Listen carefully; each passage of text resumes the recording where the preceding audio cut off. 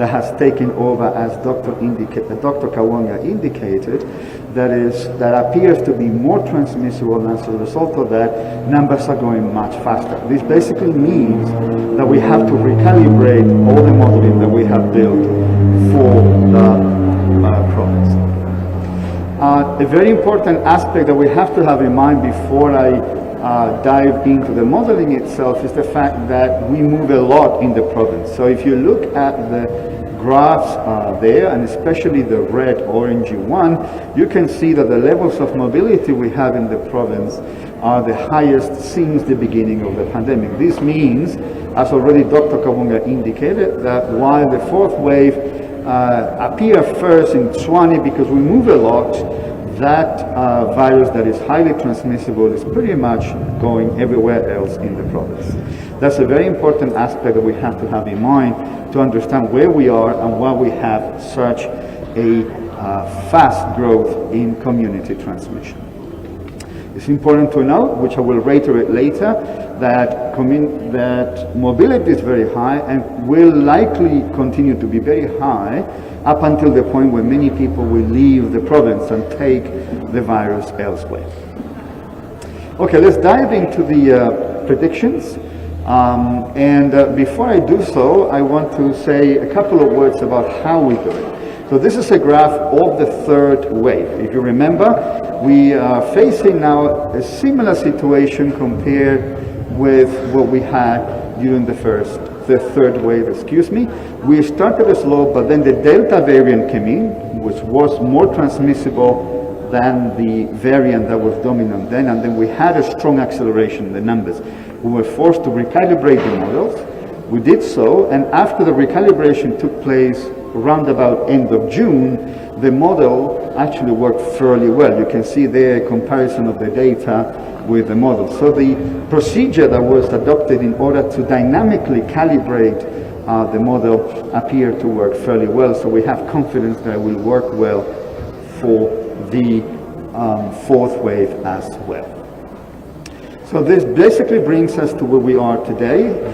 As soon as the new variant was announced by our experts, we activated a very similar procedure to the one we used for the third wave.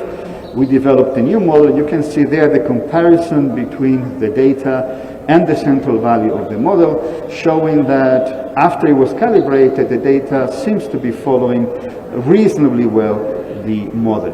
Now, what does this mean? What does the fact that we have a more transmissible variant dominant? It means that as the numbers go, as the community transmission grows faster, the peak will be somewhat higher compared to what we had predicted weeks ago, and the peak is moved forward. That's what it means. So what you see in the graph there is that we are going to be seeing a quick, fast rise of numbers still this week and probably the next, and we should peak round about the second week of December. Now, one can argue, well, the peak is coming very fast. It's natural because we have high levels of transmission, but it's very important to bear in mind that a peak of a wave, a peak of a resurgence, is not the end of a resurgence. Because if you see the predictions there, we're going to have high levels of community transmission still into January. So this means that the fact that the peak is coming earlier should not prevent us from going and get vaccinated. We're going to have very large numbers still past the new year in January. That's very important to note, and that's a very important message from the modeling aspect. This graph here is the same, but now we put the projections in perspective, and we've changed the scale of the y-axis to indicate how high the level of transmission was during the third wave. So we reached 100,000 cases during the third wave. Here we are somewhat lower than the third, but the third was a very serious situation. This basically means that the fourth wave and the peak of the whole fourth wave will still be quite significant. And the fact that community transmission is so fast is not helping. As a result of that, the size of the peak, the amount of active cases we expect to have at peak has increased considerably compared to the early modeling we showed weeks ago. Now we have to move into hospitalizations. One of the reasons why we do modeling is to understand what will be the worst case scenario, how many beds will be required at peak and post-peak. And for that, we basically do two types of modeling. We first look at the occupancy model. We try to understand and model the fraction of people that get admitted to hospital as a function of different variables. And there is a model that's been developed that describes the data reasonably well. This is a level of a model of hospitalization that comes before vaccination took place. Now we have to take into account vaccination. Vaccination rates need to be modeled, and what you see there on the graph is the overall rates of weekly vaccinations on the upper left graph, and then the following graphs, the upper right and the two lower graphs, are the rates of vaccination in different age brackets. You see on the upper right corner the rate of vaccination for people over 60 with a well-pronounced peak, a drop, and hopefully is picking up again. Same situation with people between 50 and 60, and unfortunately the graph on the right indicates the rates of vaccination for people between 18 and 50 is dropping. This is where we have to really go in and try to encourage people to get vaccinated. We see now, as Dr. Kawonga indicated, that we're getting more and more young people in hospitals, and one of the reasons why we think that is the case is because the coverage is significantly lower in younger populations. I'm showing the same data but with a different view. This is the cumulative set of graphs where we basically look at the coverage. On the y-axis you have the coverage, the percentage of that population segment that is vaccinated. The upper left is the overall adult population. The upper right is over 60, which is progressing towards the target, which is great. Of course, we need to accelerate that as well. Similar situation with people between 50 and 60. Unfortunately, the level of vaccination and coverage for people younger than 50 is certainly not at the same level. It's up to a factor of 2 lower. That is something that is a major source of concern. Putting all that together, we now have the first, the preliminary set of projections for what we think is going to happen during the fourth wave. These projections work reasonably well for the third wave, so we have some level of confidence that they will give us a feeling and reasonable understanding of where we're going to be. So what we see there's different scenarios, of course, but what we see is that roughly we should expect a peak around 4,000 beds at peak, compared to 9,500 during the third peak. Now, while this is good news in the sense that the peak of the fourth wave in terms of bed occupancy will be lower, it is still quite significant. This is a massive amount of occupancy that will strain the healthcare system. And as a result of that, given the fact that the fourth wave is and the peak will be quite significant, we encourage everyone to get vaccinated to significantly increase the rate of vaccination. Thank you very much.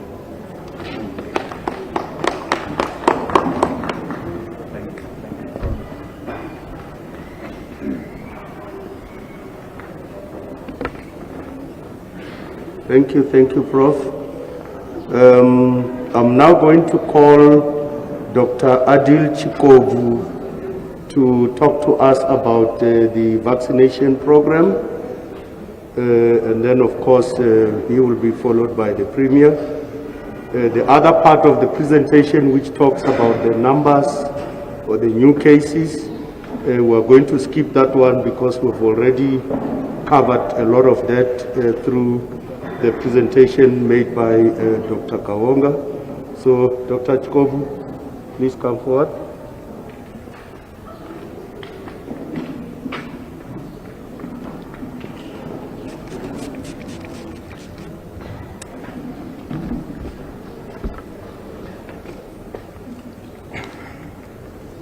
Good morning, Premier, MECs, DG, all protocol observed. I'll take you through the latest update in terms of our vaccination, where we stand as a province. I'm just waiting for that to come up.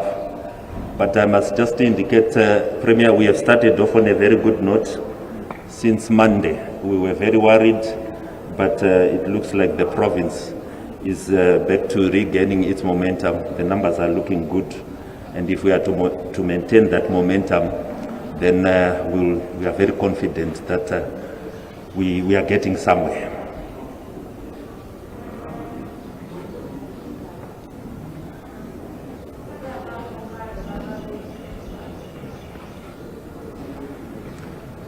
So the data we'll be presenting is the vaccination status as of last night. So this is very, very fresh information.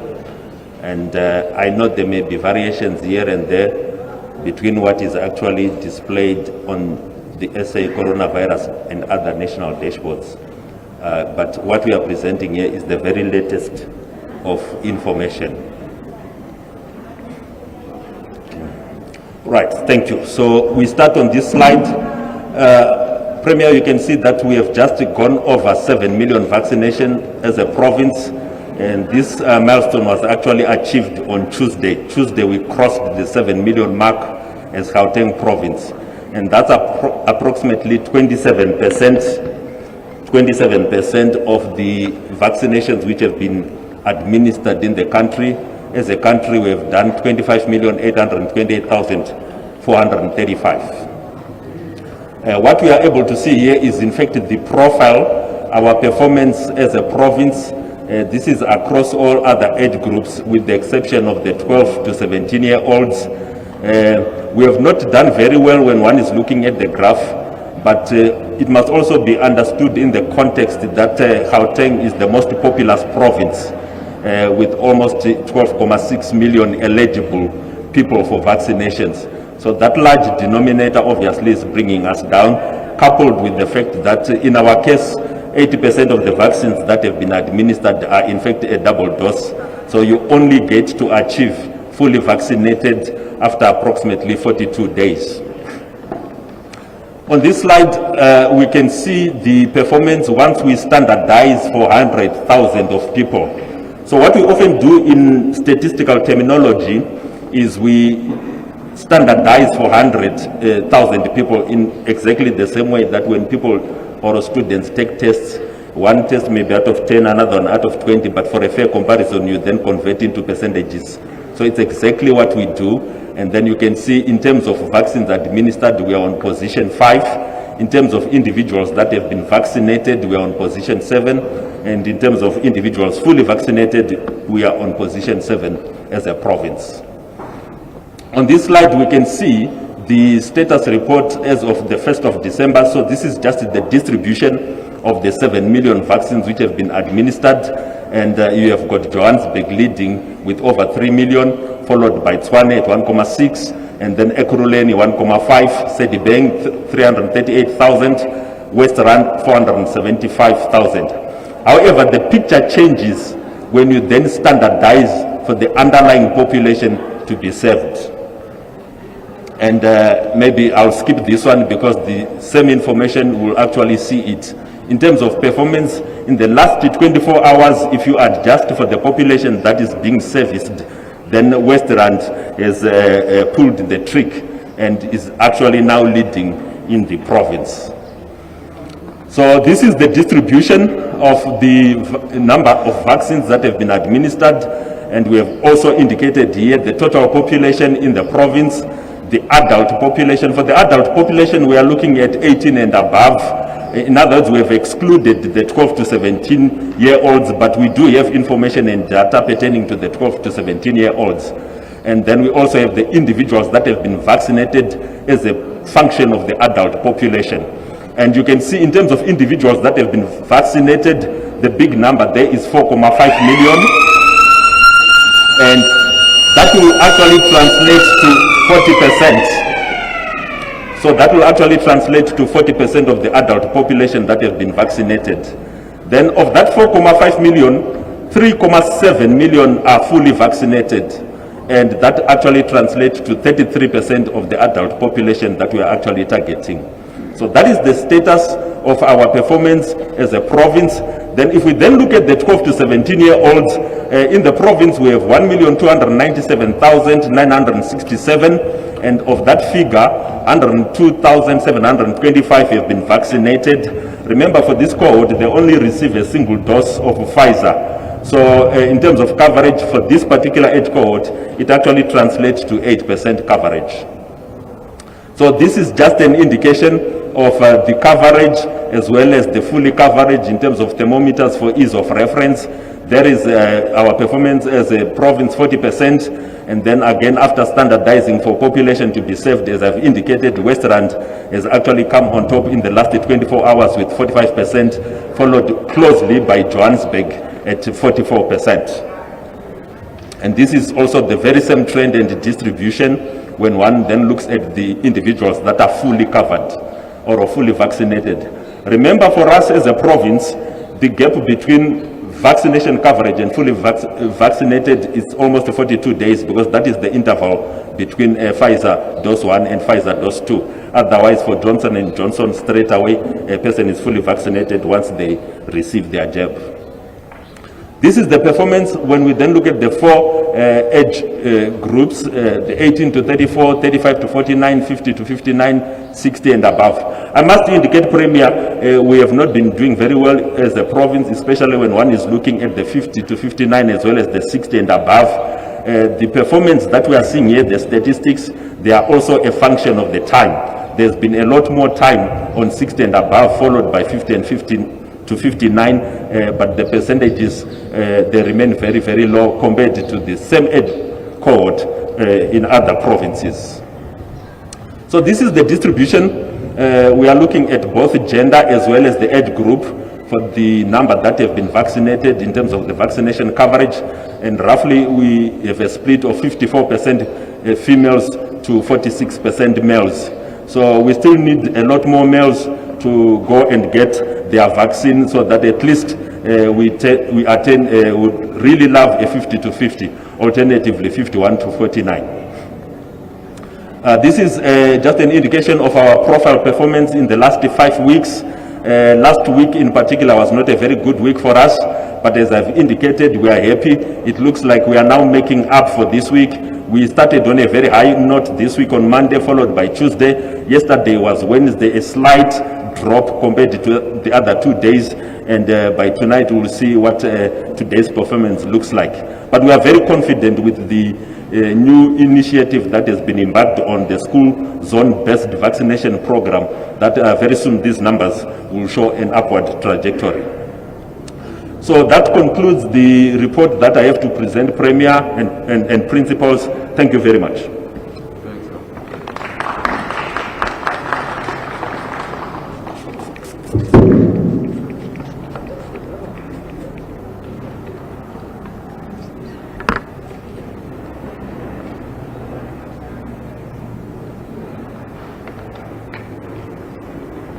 Okay, thank you very much, Dr. Chikovu.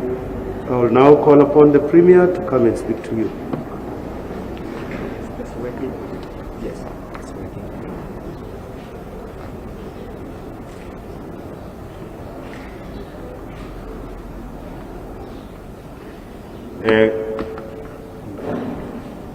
Good morning once more.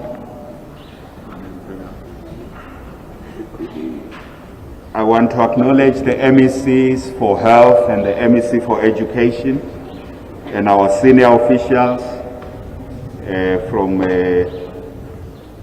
the departments, particularly the Department of Health, and members of our advisory committee. The first thing we would like to just emphasize is that our province is at the cusp of the fourth wave, at the cusp in the sense that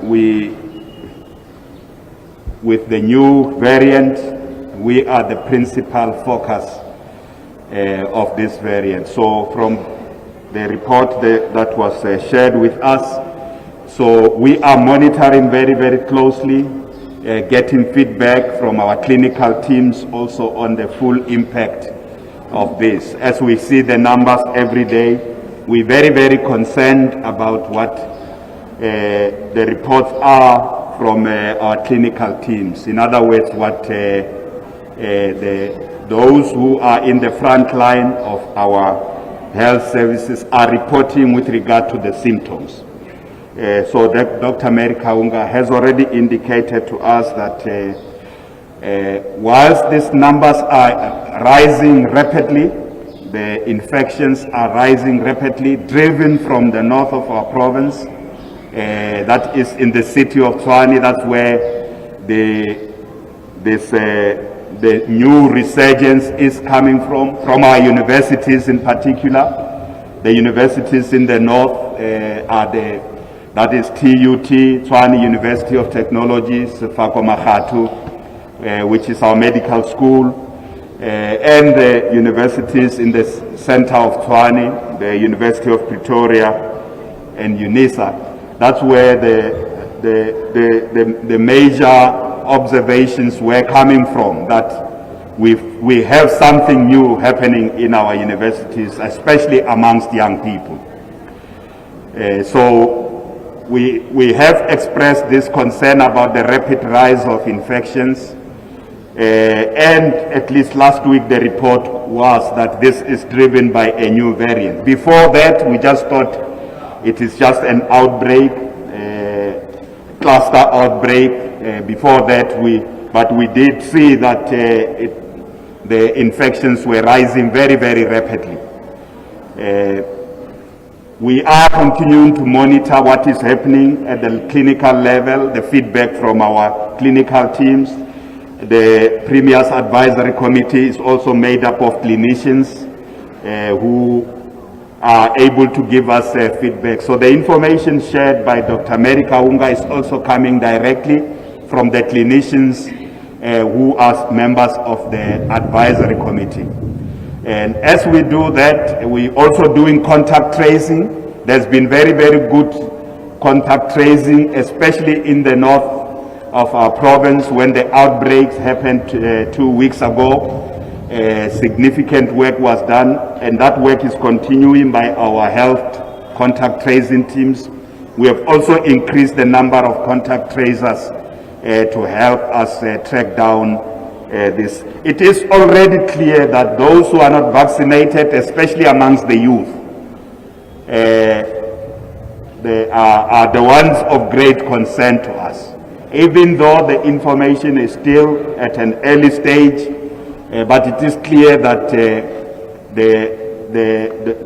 the people who are not vaccinated would be people of great concern. So it is absolutely important that we continue to send out the message that vaccination is important. We urge people to take their jabs because this, even in the very early stages, those who are vaccinated are only showing mild symptoms. At this stage, this is good news. I must say that when the news first came of the new variant Omicron, all of us were concerned about whether the current regime of vaccines will work or not. The preliminary sense is that the contrary has not been proven. The contrary is that the vaccines don't work. That preliminary sense is important. Our team is also working with other teams from across the country, including in KZN and the Western Cape, just to compare the clinical evidence that's coming around the impact of this variant on hospitalization. Dr. Mary Kaunga has already indicated that so far the news are positive for us. We want to call on the people of our province to step up the vaccination. This week, the good news is that we are back at above 50,000 vaccinations a day. That's the good news for us. So Monday, we got 51,000 new daily vaccinations. Tuesday, we got 54,000 daily vaccinations. Yesterday, Wednesday, we got 51,000 daily vaccinations. if you know where we were, we had fallen just even below 30,000 vaccinations a day. So from Monday, it's good news for us. We would like, as our team is saying here, Dr. Chikovu and the team from the Department of Health and our partners on the vaccination. The critical issue is that if we sustain daily vaccinations, about 50,000 throughout this period into the festive season, it will help us to be able to reach at least another 500,000 people before they leave Gauteng. And we want to emphasize that we need to catch people here in Gauteng and vaccinate them, because we know during the festive season millions of people leave our province for other provinces. We don't want people to be carrying this variant to other provinces, especially those who are not vaccinated. It's better that they vaccinate. We know the advantage of being in the province like Gauteng is that access to health services is much better. So we want to emphasize and really stretch out this call. This week, the people of our province have done very well. And this we see also amongst younger people. It is for that reason that the MEC for Education and the MEC for Health have partnered on a drive over the next 2 weeks. We want to reach young people. So we have a program that's focusing on all schools, school-based, what's called school-based zonal focus. And today, the door-to-door work we were doing here, we are targeting young people in our schools. We gave them time to write exams. They've completed their examinations, especially the young people between the ages of 12 and 17 who couldn't vaccinate for a while. We are targeting them. We are going to continue this vaccination drive focusing on young people in our communities. And we have ensured that in Gauteng the schools are going to be open as vaccination sites, even as we go into the festive season. Even as the schools close, the schools are going to be open as the vaccination sites. Yes, we are targeting young people, but we are also going into communities around the schools in Gauteng. We are going into communities to get the message of vaccination. Vaccinating is better. It helps us reduce the risk of severe disease and hospitalization, and it also reduces the risk of death. And this is the message we would like to continue to take out to different parts of the province. We still want to also say we know a lot now about COVID, wearing masks, social distancing, washing our hands as regularly as possible will help us a great deal, and avoiding crowded spaces. We know as we go to the festive season, the tendency is there for parties to escalate, Christmas parties, including for workplaces, for employers, for businesses to have Christmas parties, for young people to have parties. But in the province, we say this is dangerous time for that. It is extremely dangerous time because the positivity rate is very high, as was reported by the Dr. Mary Kaunga. I go to places every day across the province where I get told, in this place we have 2 people who have tested positive for the new variant in this area. So we must send a message loud and clear that coronavirus is out there and the new variant is out there. It's not just in Tshwane, it's not just in Johannesburg. It is out there. It is all over our province. So let us avoid those risky behaviors of huge public gatherings that will put us at great risk. It is absolutely important that we should continue to do the things that we do. The difference between now and last year in the run-up to Christmas is that we didn't have vaccines last year. And now we have got the vaccines. If you want to listen to the central message of today's media briefing, is that we can beat the fourth wave. And the only way we will beat the fourth wave is that we have more vaccines now than we have ever had. There's no shortage of vaccines. We can vaccinate. We have 8 million people in Gauteng who are not yet vaccinated. The number of those who are vaccinated, 4.5 million with single doses, 3.7 million fully vaccinated. But we still have 8 million people who are not vaccinated.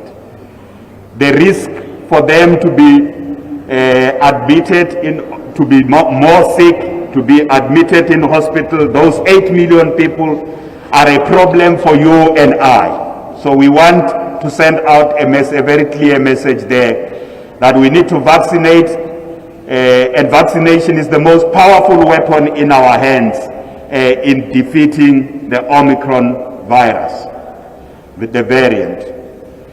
And I want to also say that the reason we are in a better position is that information is power. We mustn't panic. We are in a better position. We have the best scientists in the world as a country. They detect a new variant in the shortest space of time. We know what we are dealing with. We don't wait for too long. There's a problem here. A phone call. Can I answer it for you? We have the best scientists. We have vaccines. We know what we are dealing with. So we can't. The panic response last week was we almost got into a panic response last week. And every little indication that's there is that it's within our hands. We can contain the fourth wave and this variant. The modeling team in our province says, given all things being equal, we are not likely to end in the worst situation than we have been during the third wave. But everything depends on what we do. And we really need to make this continuous call that it's within our hands. We can reduce the real impact of the fourth wave by vaccinating, by avoiding crowded spaces, by wearing our masks, but also by sharing information that is accurate. The Omicron variant may be spreading rapidly, but it doesn't, so far for the vaccinated at least, it doesn't appear like we will end up in the worst situation than we have been. So I want to emphasize that what we are going to be doing in the next 2 weeks is really fight. We want to get those who have not come back for their second dose.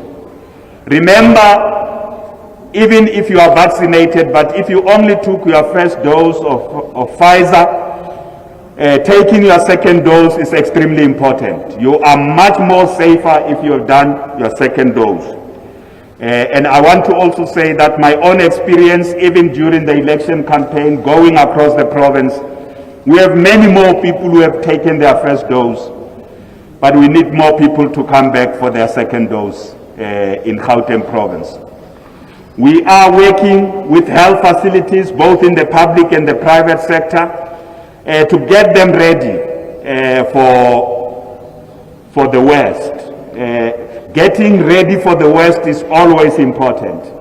Our teams have been activating, going back to the resurgence plan, to activate and repurpose more beds. You know, when we go through to the peak of a wave, our health services, once we've gone through the peak, when the hospital admissions are going down, we open more services. But when we get to the peak, we repurpose beds so that we can admit more people. We are doing the same thing, and we have done it now. This is for the fourth time. Again, there's no need to panic. There's no need for us to behave like we have not dealt with this variant, with this virus before. It is still the same virus.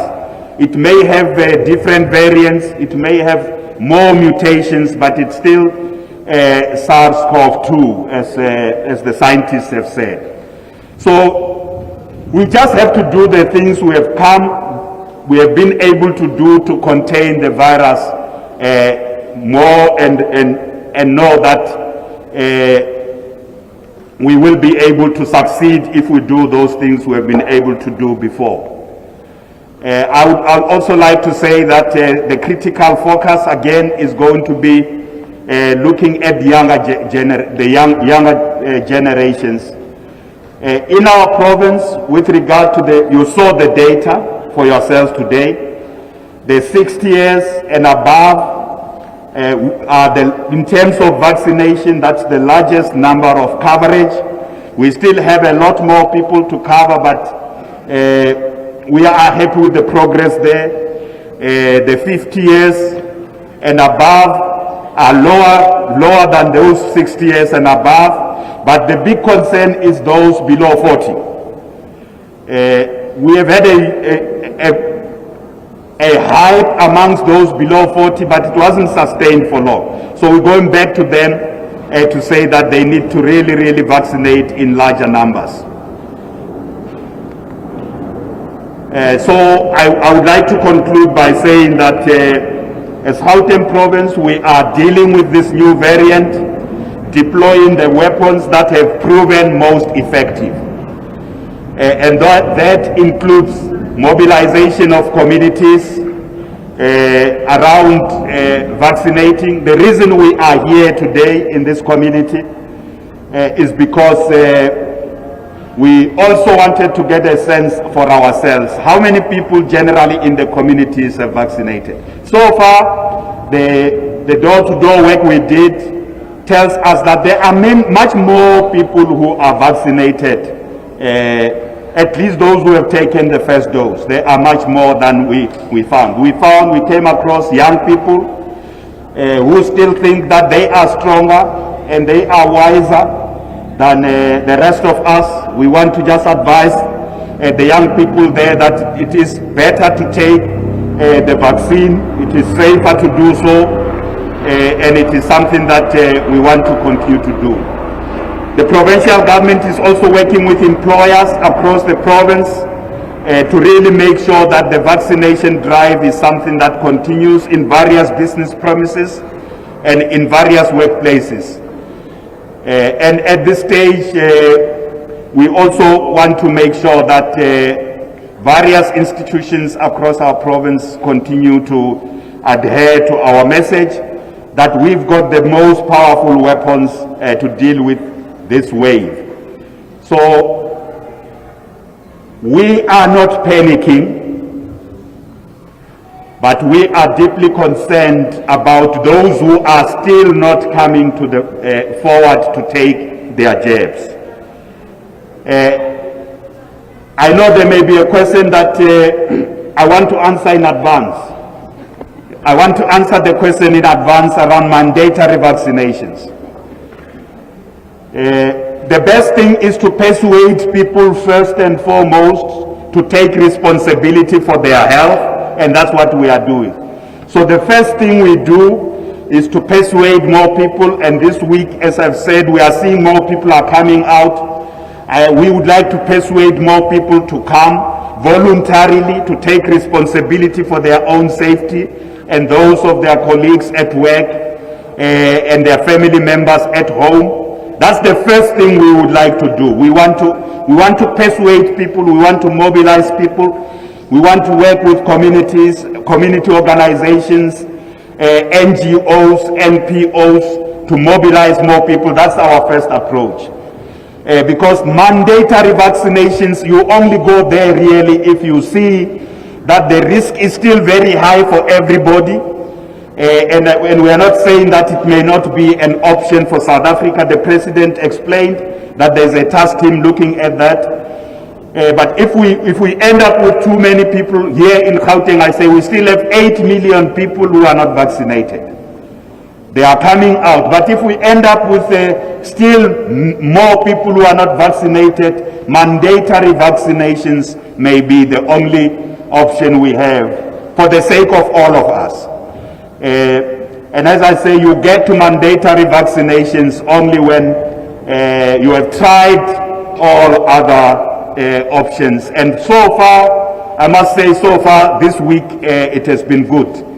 But if Gauteng can sustain the 50,000 daily vaccinations, it will help us reach more people by Christmas. Even if it's 500,000 people by Christmas, it is 500,000 people that will really enhance the coverage and therefore the chances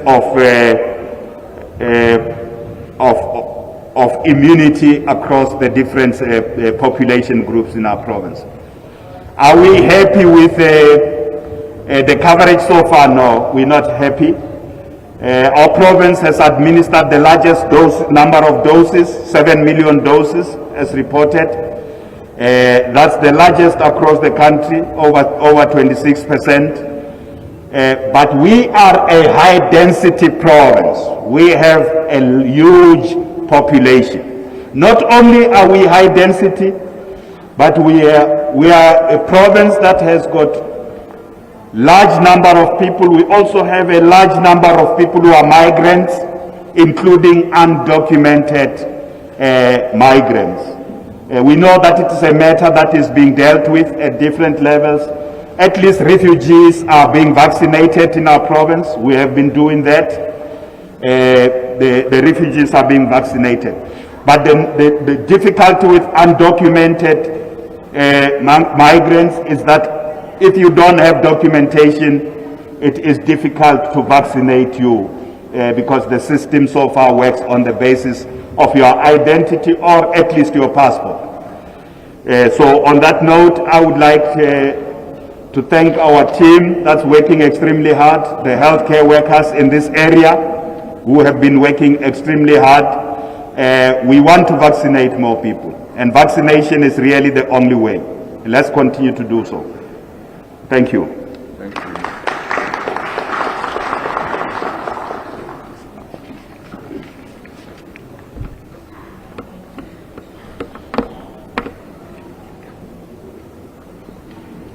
All right, thank you very much, Premier. We will now take questions. If they are there. Yeah, I see Griselda there. Do we have a mic? Okay. Yeah, let's start. Please introduce yourself. Good afternoon. I'm Griselda working at the Television News. This question could either be to Prof. Manado or Dr. or yourself, Premier. When is Gauteng likely, from the projections that we have currently, likely to reach that fourth wave? We're talking about a week, next 2 weeks, just so that I guess the province of people can prepare themselves. And also, if we're looking at 4,000 beds at the peak, Prof. Malado, I think, had mentioned that.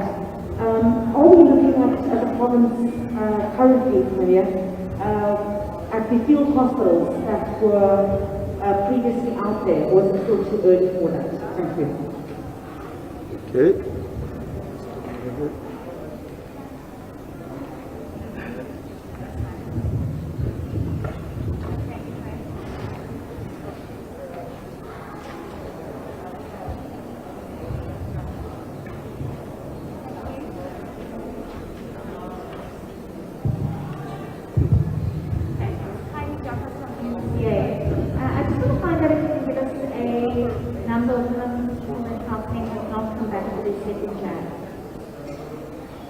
Okay. Thank you.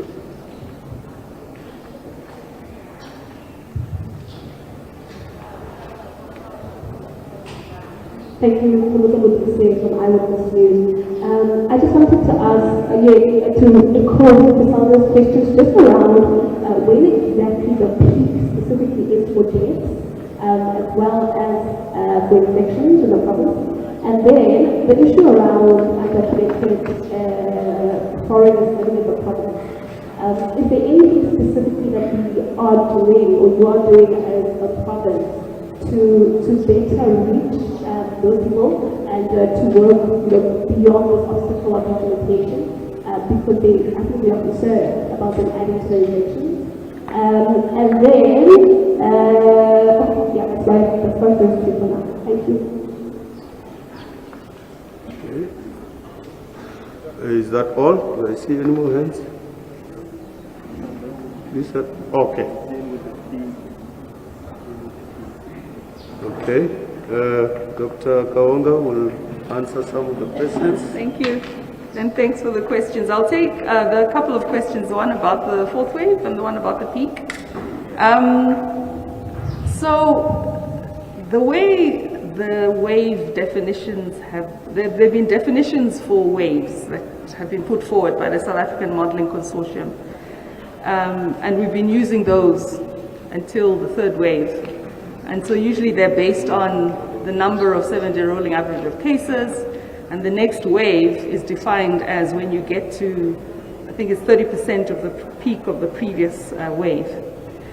So I'm sure you can imagine the threshold for the fourth wave this time around is quite high, because we had a very high 7-day rolling average of daily cases at the peak of the third wave. I think it was somewhere about 12,000. And so the threshold for getting into a fourth wave is a 7-day rolling average of 3,400 roughly cases. 7-day rolling average. We're not there yet, but what we're saying is the rate at which cases are increasing, and the fact that we actually 2 days ago already surpassed the 7-day rolling average of cases that was the threshold for the third wave, to us, it means that we're in a resurgence. And I think we need to behave like we're already in a wave without waiting for the technical definition to be met. So that's the message we want to put forward. And regarding the peak, the modeling that Prof. Malado presented earlier showed that he indicated that we expect the peak to come earlier than the previous prediction. And so based on that modeling, we expect to peak in about 2.5 weeks, with about 45,000 active cases at the peak, and just over 4,000 hospital beds at the peak. Remember, this is the modeling, it's the prediction. Depending on how well we are able to vaccinate and adhere to NPIs, it's very possible that whatever is predicted might not come to pass. And so that's the other message we want to put forward. So there have been predictions, and we know roughly what the dates look like, but there's still things we can do. It's not inevitable that we're going to achieve the numbers that have been predicted. Thanks very much.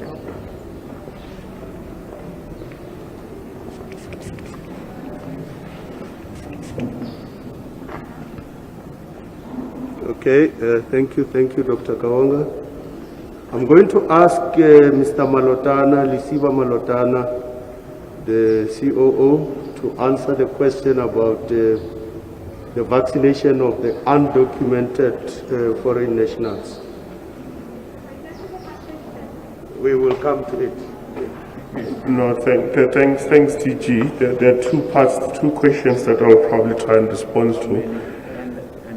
One is the issue about the efforts as far as what are we doing as a department to try and trace, and of course the premise that we move from is that undocumented citizens or migrants are living within the communities, and I think that's the premise of the question, to then say how do we get around to ensuring that they also get vaccinated. One is there is a national program that was started, of course, just to initiate a process of creating a unique identifier to be able to do. And the same thing that is happening with the school learners. I think just that for the sake of time, we didn't get into the details. Even with the school learners, they are undocumented learners.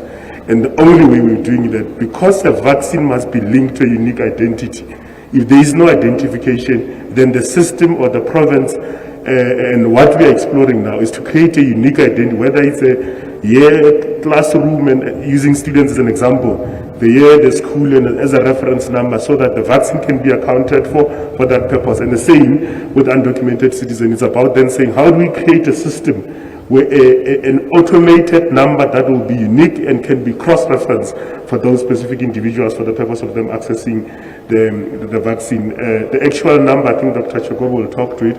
The second issue, question that was raised, and probably the Premier will deal with at the principal level, but the issue or the MEC is about what is our approach in terms of the capacity towards the fourth wave.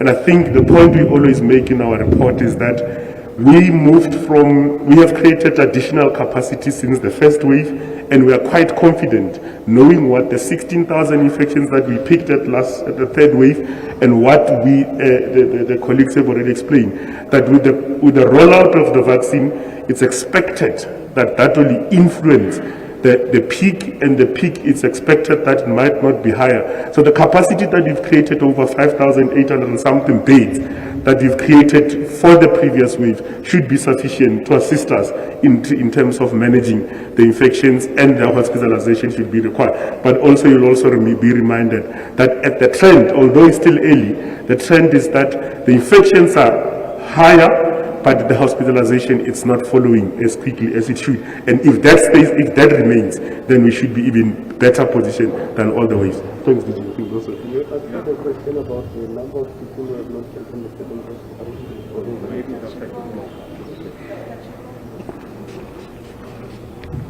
Okay, we'll call Dr. Chikobu to answer the question about how many people have not taken the second jab. Thank you very much, DG.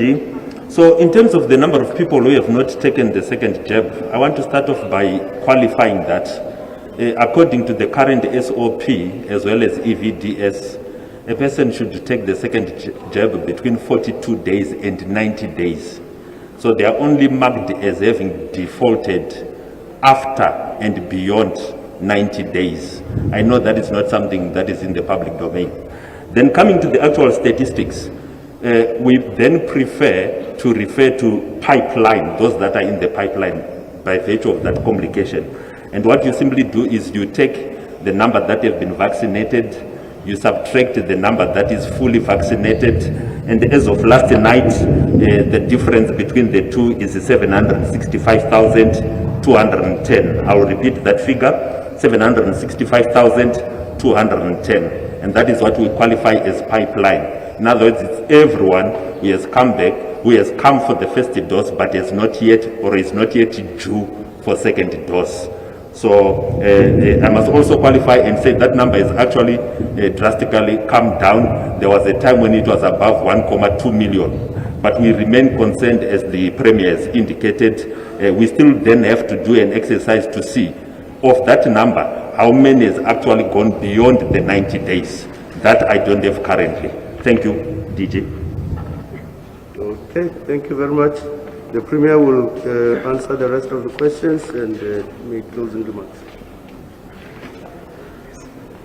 Thank you very much to the colleagues who have responded more accurately. Let me first say that whether declared or not, so whether the fourth wave is declared or not, as Dr. Mary Kaunga said, we are worried about the rapid rise in these numbers, and we want to deal with it as if we are in the fourth wave, whether technically declared or not. That's how we are responding. So we are repurposing the beds, we are preparing the health system. We're going back to the things we have done in the run-up to the peak of the first wave, the second wave, and the third wave. As you know, the third wave was much higher for us. So even with the modeling that is presented before us, and with the numbers, the positive reassurances, that this initial sense that the hospital admissions are not very high, but we want to prepare for the worst. In that sense, preparing for the worst means that we want to go back to the capacity we had at the peak of the third wave, which was the worst for us. And that's what the COO was referring to. And to do that, probably just to be more specific, Griselda, the issue of what's called field hospitals just needs to be understood.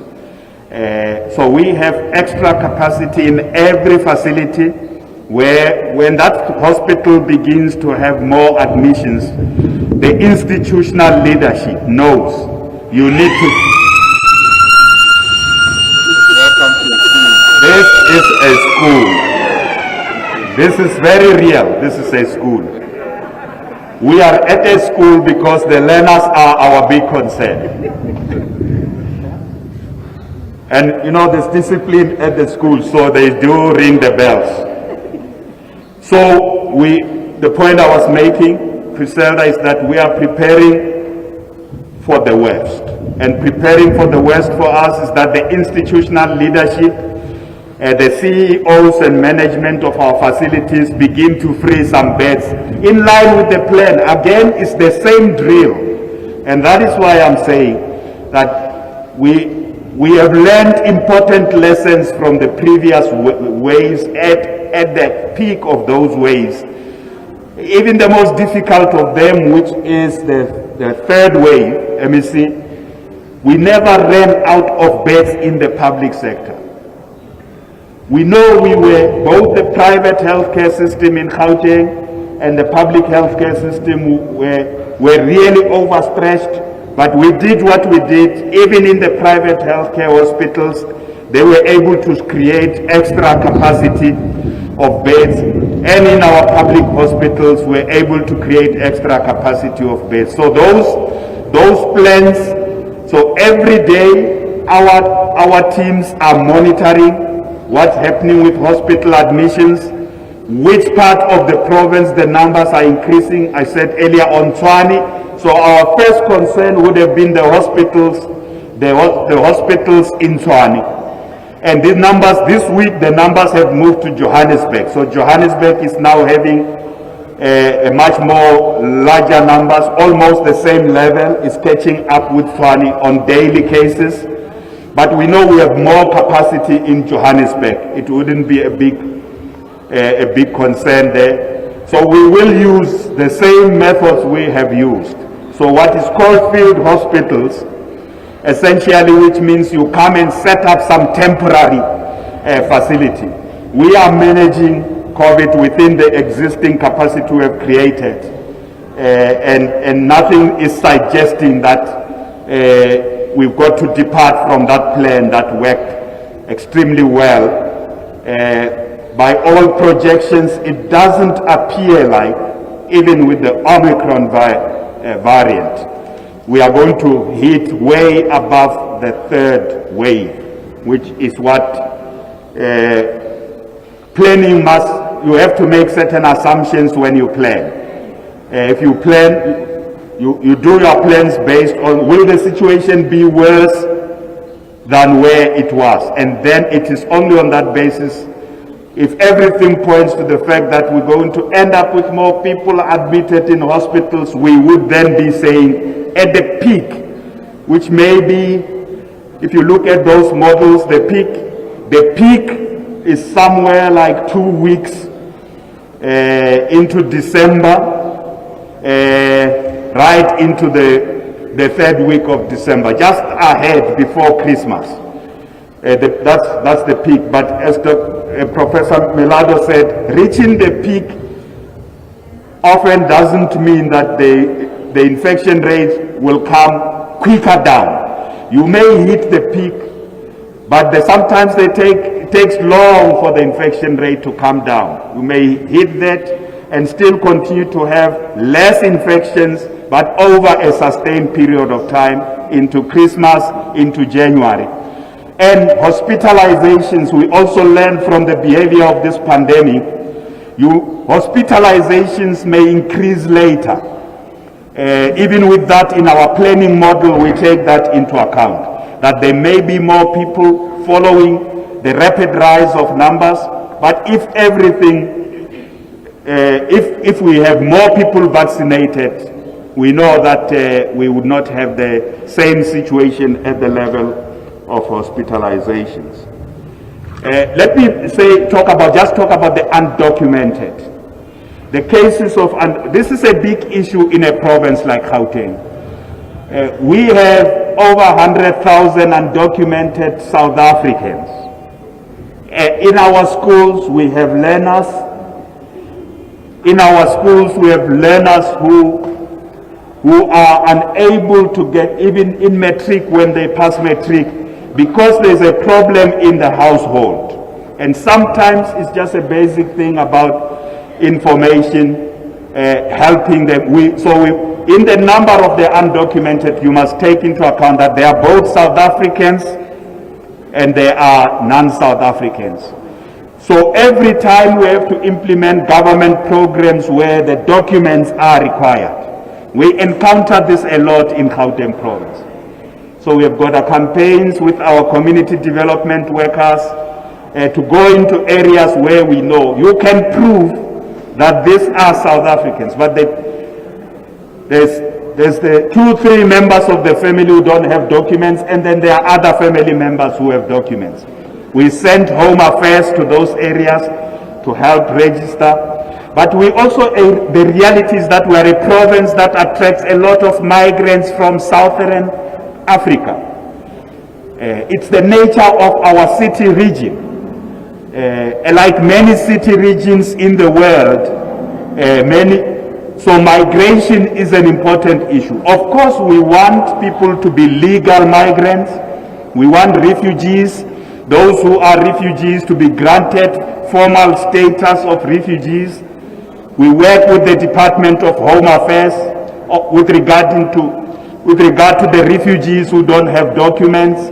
We work with the various agencies, international agencies, to make sure that the refugees get granted formal status so they can also be assisted. But we also have a big problem about dealing with illegal migrants. And there's no country in the world that will not want to ensure that people are we want people to be in our country legally, lawfully, even those who are running away from wars, even those who are economic migrants. We would like a situation where the laws of our country are followed. So we've got immigration policy as a country. That immigration policy must be adhered to, it must be enforced. And those who come into our country need to be doing so lawfully, legally. And those who end up in our country because they are running away from conflicts and so on, the system of government must be able to grant them status in line with our regulations. So we do all that, but you must understand, our healthcare system often deals with people from the point of view that they are patients. If someone arrives at a clinic and they are sick, the role of nurses and doctors is to save life. They have to attend to that person. And that's what our healthcare system deals with every day. They often have to deal with people who may not have documentation. And as the nurses and doctors, they have to attend to those. And the rest of government needs to do its work. So issues of documentation versus undocumented is a big issue. It affects services across the length and breadth of our province. And we are just amongst those provinces in the Republic that are more affected by it. And we still have to save lives, we still have to vaccinate people, we still have to know who is in our province, we still have to account for them. If they are in our province and they are not safe, they are not vaccinated, it is a risk for all of us. And that's why this process of creating unique numbers is part of managing a global risk. A global pandemic does not really care whether you are a citizen or not. If there are too many people out there that are not vaccinated, it's a risk for all of us. So finding them and vaccinating them is just the right thing to do from a public health policy point of view. The more people are vaccinated, the better for all of us. That's the right policy to do. And the rest of government will sort out their documentation and so that's something we really deal with every day in health services, in education, and we want these matters to be resolved in accordance with our policies and laws, immigration policy and laws. So thank you very much. I think for the day we are done. Thank you.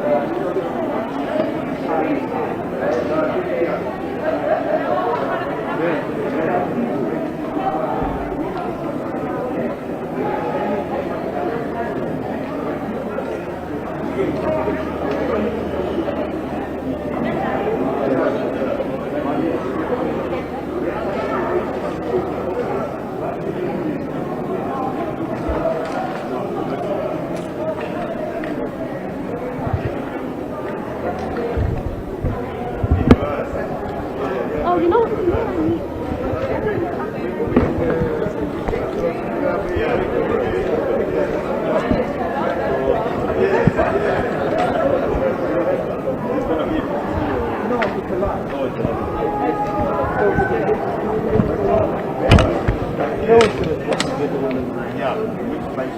Oh yes, yeah, come on, directly.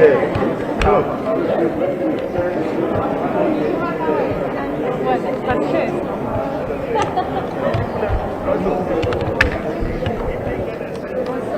Is it? Oh, okay. Okay, so you start, what's your name? Yeah, It's just about infection rates with the young kids and vaccination. How many young kids are this program? Let's have a lot of video about the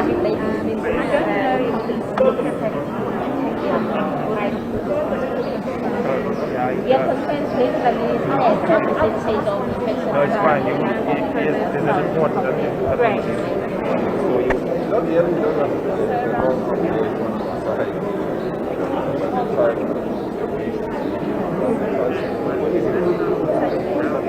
give me the time.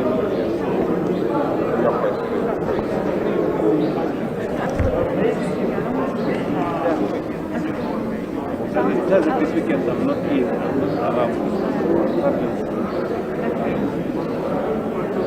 So, I've tried to remotely, but I